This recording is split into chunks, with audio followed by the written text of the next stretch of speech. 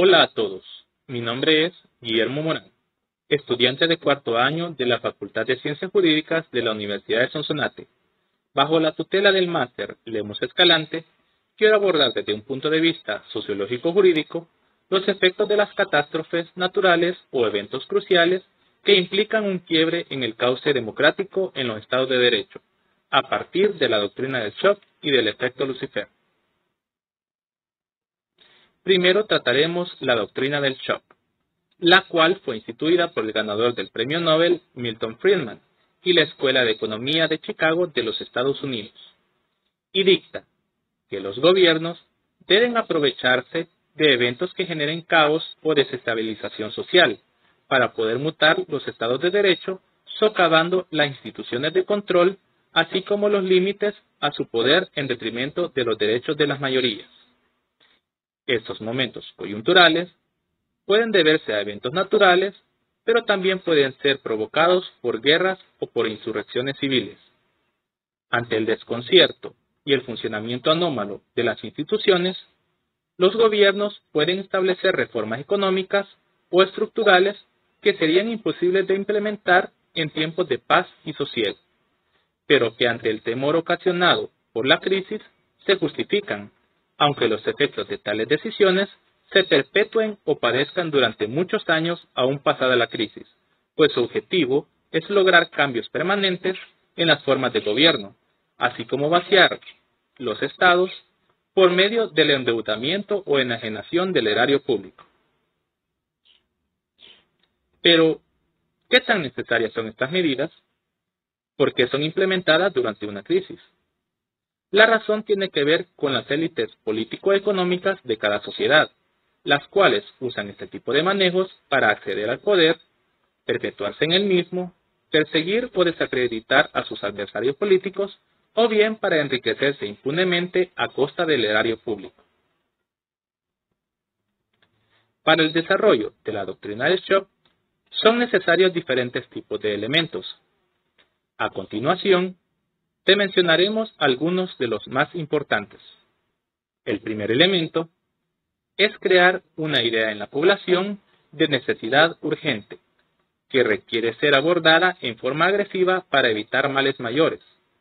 Esta supuesta urgencia es la llave que habilita el obviar o violar los controles estatales que se encuentran implementados.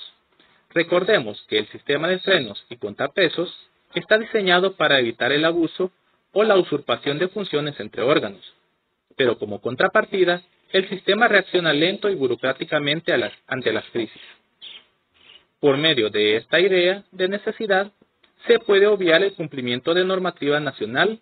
e internacional de protección de los derechos humanos, así como movilizar grandes cantidades de fondos y recursos públicos a discreción del gobernante,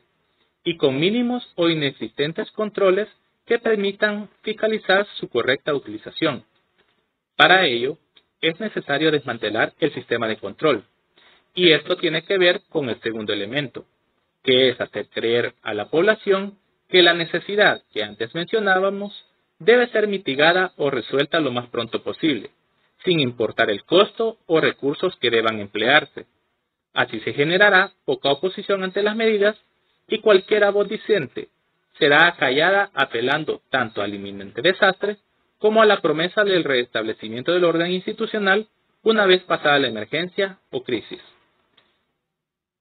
Con esto se obliga a los órganos estatales a levantar los candados de control en perjuicio de las propias esferas de competencia, cediendo su poder y autoridad al gobernante o a la élite encargada de lidiar con la crisis. Y si la oposición persiste, el llamado a la mayoría para la defensa de los ideales, valores y derechos que se pretenden proteger con estas medidas, o tildar a los detractores como traidores o enemigos del pueblo, bastará para que la presión social termine por quebrantar los reductos de resistencia institucional o social, obligándolos a ceder. Este segundo elemento permite a las élites limitar o anular los derechos individuales sociales y económicos al unísono que les facilita operar sus industrias para sufragar los servicios que las medidas necesitan, pero con un valor económico elevado. Finalmente, el tercer elemento se manifiesta cuando un grupo de personas o la población en general comienza a estar en desacuerdo con las medidas impuestas,